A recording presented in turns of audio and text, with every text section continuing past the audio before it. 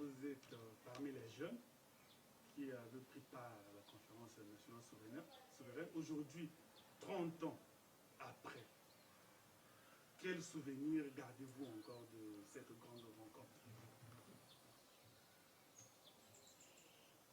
Le souvenir que je garde de cette rencontre, d'abord, il faut que, historiquement, les Congolais comprennent ce qu'était le sens de la conférence nationale. La conférence nationale était une exigence qu'avait imposée aux pays africains la France à travers le sommet de la Baule. À cette époque, c'était le président François Mitterrand qui était au pouvoir en France et c'est lui qui avait convoqué le sommet africain de la Baule où il avait proposé à tous les chefs d'État africains de faire en sorte que les pays africains qui avaient été indépendants en 1960 deviennent des pays démocratiques. Et le président François Mitterrand avait dit que désormais la coopération avec les pays africains aura comme, je dirais, critère la démocratie. Et les chefs d'État qui étaient à cette réunion de la Baule avaient opté donc pour l'organisation des conférences nationales souveraines dans tous les pays africains. Le premier pays qui a ouvert la conférence nationale, qui a appliqué donc cette décision de la conférence de la Baule, c'était le Bénin. Ensuite, dans la foulée du Bénin, après le Bénin, au Bénin, c'était aussi un évêque qui avait dirigé la conférence nationale. Après, le Congo-Brazzaville a fait la même chose et la conférence nationale, pour installer la démocratie dans tous les pays africains, devait adopter le pluralisme politique. C'est pour cela qu'à la conférence nationale de chez nous, ici au Congo-Brazzaville, nous avons travaillé, nous avons mené le débat pour instaurer dans notre pays un pluralisme politique. Le pluralisme politique, ça veut dire la création de plusieurs partis, mais il fallait aussi que, pour que la démocratie soit moderne, il ne fallait pas que nos partis soient des partis ethniques. Vous voyez? Donc il fallait que les partis aient des doctrines politiques. Le Parti congolais du travail, à l'époque, avait un avantage sur tous les autres partis au moment de la conférence nationale, parce que c'était un parti de gauche, un parti marxiste-léniniste. Les autres étaient devenus comme des écologistes, d'autres étaient devenus des socialistes. Et c'est comme cela que le président Sassou Nguesso, qui était déjà au pouvoir à ce moment, et qui avait assisté, qui avait participé au sommet de la Baule, a accepté le principe de la conférence nationale ici, avec l'option qui avait été prise de faire en sorte que les actes pris par la conférence nationale soient exécutoires. On a mis en place un gouvernement de transition pour installer la démocratie. C'est ce gouvernement de transition qui a été dirigé par le Premier ministre André Milongo Nsatoa-Bantou, dont j'avais été le porte-parole, le conseiller spécial avec rang de ministre. Donc, pendant toute la période de la transition, nous avons encouragé la création des partis politiques, et notamment tous ces partis politiques qui avaient participé à la conférence nationale.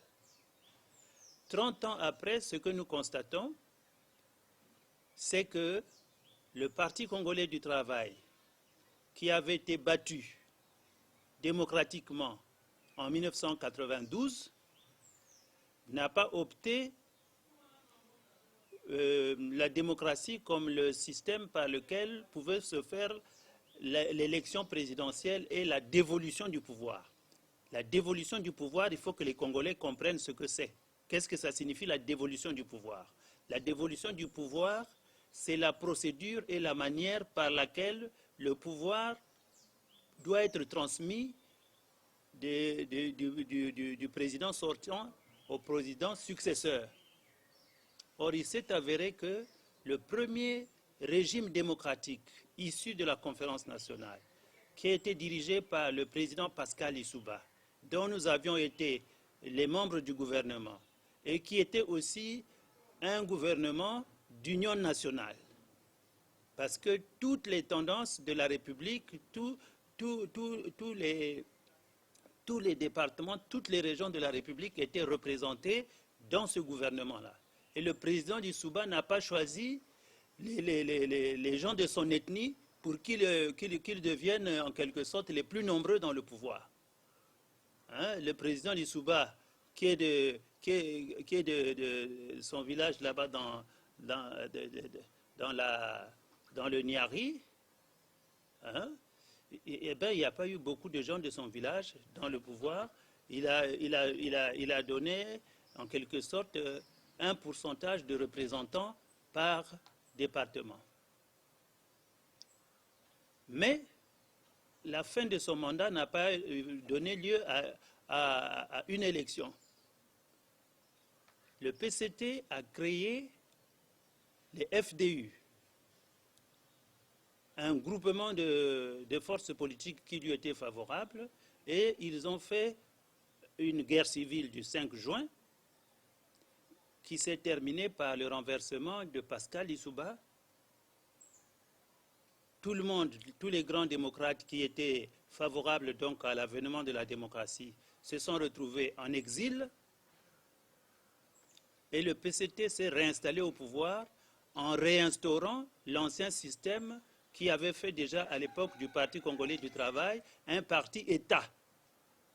Aujourd'hui, 30 ans après, le PCT est revenu au pouvoir comme parti État qui est en train pratiquement de coloniser ou alors d'atomiser les partis démocratiques qui existaient déjà pendant la conférence nationale. Nous avons tous vu comment les partis démocratiques de la conférence nationale, que ce soit le MCDDI, que ce soit l'UPADES, que ce soit le RDPS de Tister Chikaya, que ce soit l'UDER Mwinda d'André Milongo, que ce soit l'UFD du vieux Ganao, tous ces partis ont été atomisés parce qu'à l'intérieur de ces partis, le PCT a voulu créer des courants qui lui étaient favorables.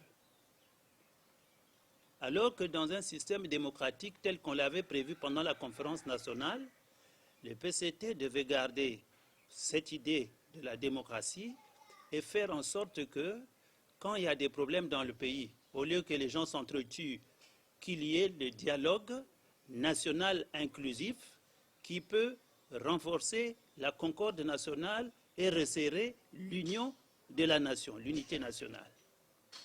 Donc aujourd'hui, se pose un vrai problème. Est-ce que le Congo est encore un pays démocratique? Tout le monde à travers le monde entier considère le Congo aujourd'hui comme un pays dictatorial. Pour redorer l'image de notre pays, nous avons proposé au président Sassou Nguesso et au Parti congolais du travail d'arrêter avec les histoires des prisonniers politiques, de libérer les prisonniers politiques et d'organiser un dialogue national inclusif pour refaire l'unité nationale et essayer d'arrêter cette espèce d'accusation aujourd'hui que beaucoup de Congolais font à nos frères Mboshi. Tout le monde est en train de vouloir accuser les frères Mboshi d'être responsables de la catastrophe actuelle du pays, alors qu'en réalité, quand on regarde de très près, on constate aussi que ce n'est pas les frères Mboshi qui sont responsables de ce qui se passe dans le pays, c'est seulement les élites politiques qui sont membres de l'ethnie Mboshi qui sont en train de mal gérer le pays, mais parce que parmi les frères Mboshi, il y en a beaucoup qui souffrent de la mauvaise gouvernance actuelle. Donc il faut qu'on resserre les liens de l'unité nationale et qu'on puisse regarder ensemble comment on va corriger l'image de notre pays au niveau international. 30 ans après, le bilan que nous faisons, c'est que la démocratie est restée au niveau de notre pays comme un simple slogan. Vous voyez par exemple la liberté d'expression, les débats sur les grandes questions de la gouvernance nationale. La télévision congolaise n'organise même plus ça du tout. la télévision congolaise fait plutôt un culte, a repris avec le culte de la personnalité.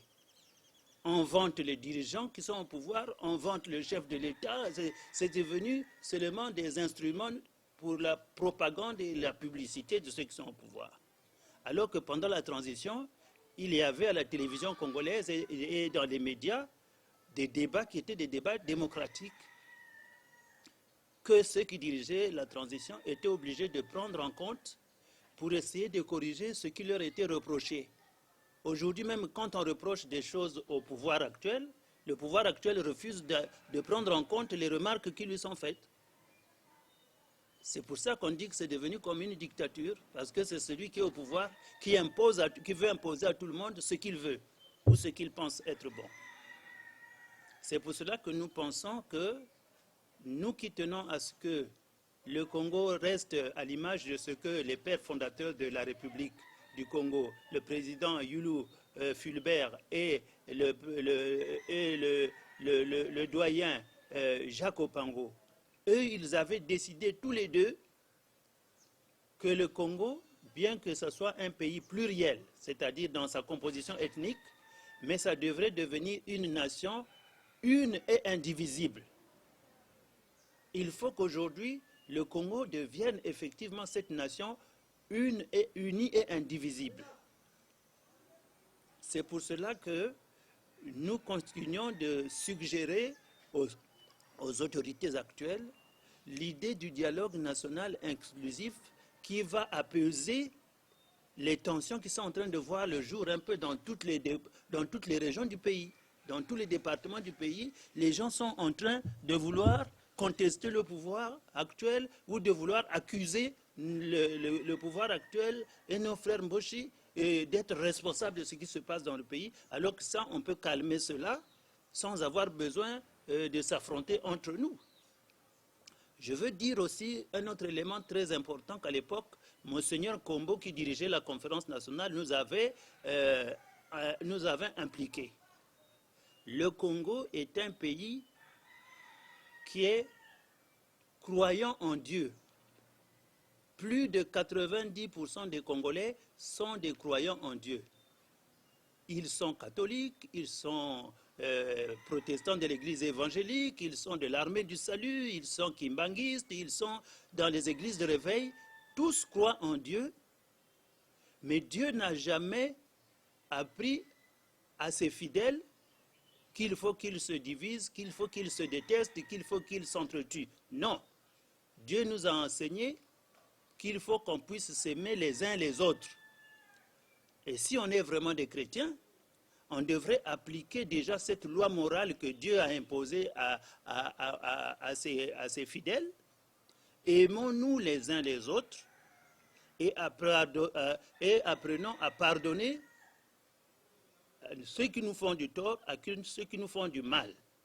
Et pour réussir cela, il faut que le dialogue national devienne comme une institution.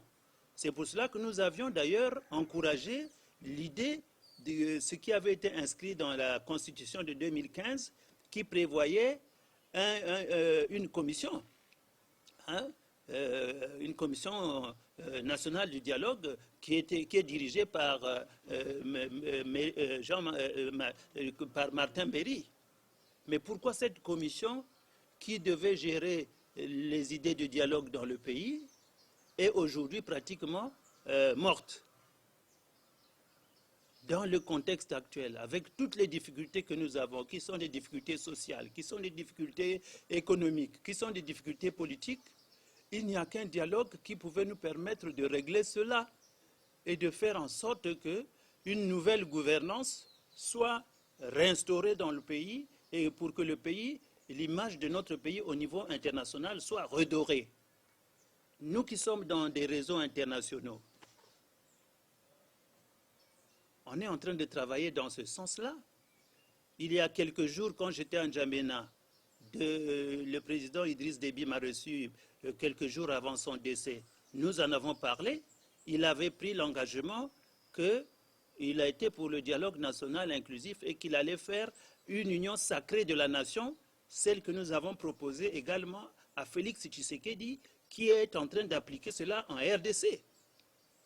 il faut que les pays de l'Afrique centrale adoptent le principe de l'union sacrée de la nation pour resserrer l'unité de chaque nation. Nous avons proposé cela également à nos frères de la Centrafrique, au président Touadéra. Nous avons proposé cela au président de la Guinée équatoriale, Obiang Nguema. Dans tous les pays d'Afrique centrale, il faut que le dialogue devienne l'instrument qui va permettre à celui qui dirige le pays de reconsolider sa légitimité. Parce que si on ne fait pas ça, mais la démocratie qui avait été adoptée pendant la conférence nationale et le pluralisme politique qui devait alimenter cette démocratie, le pluralisme politique est devenu aléatoire aujourd'hui. Oui, justement, monsieur le ministre, cet état de fait, qu'est-ce qui s'est passé?